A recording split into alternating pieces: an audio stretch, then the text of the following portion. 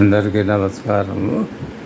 అయితే ఈరోజు టాపిక్ ఏంటంటే, ఈరోజు ఒక ఫీమేల్ ఆర్టిస్ట్ వచ్చి మాట్లాడతానని చెప్పింది.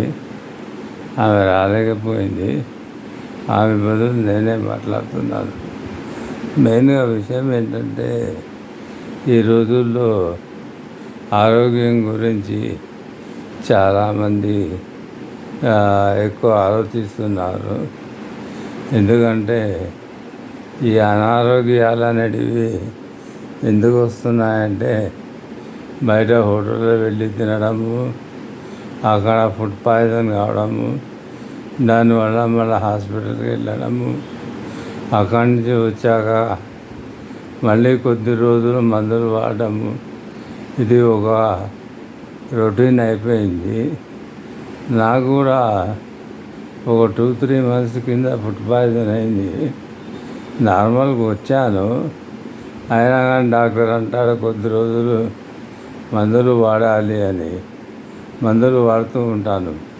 మళ్ళీ ఎప్పుడన్నా టూర్కి వెళితే మళ్ళీ ఫుడ్ పాయిజన్ అవుతుంది.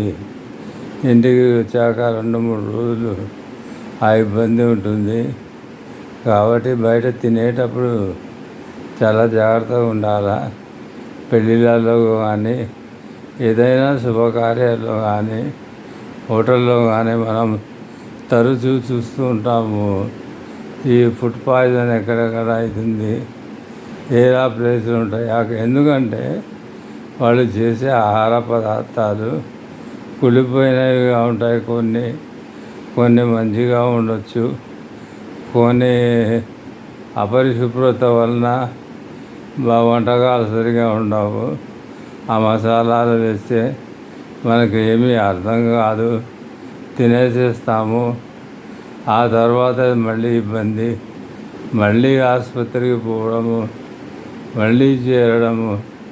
కాబట్టి నేనేమంటానంటే, ఎవరన్నా కానీ హోటల్కి వెళ్ళండి, అప్పుడప్పుడు తప్పదు. పెళ్ళిళ్ళకి ఇలాగే శుభకార్యాలకు వెళ్ళాల్సిందే. కాకపోతే అక్కడ వాళ్ళు పెట్టే ఆహారం ఎలా ఉంటుంది చూడండి.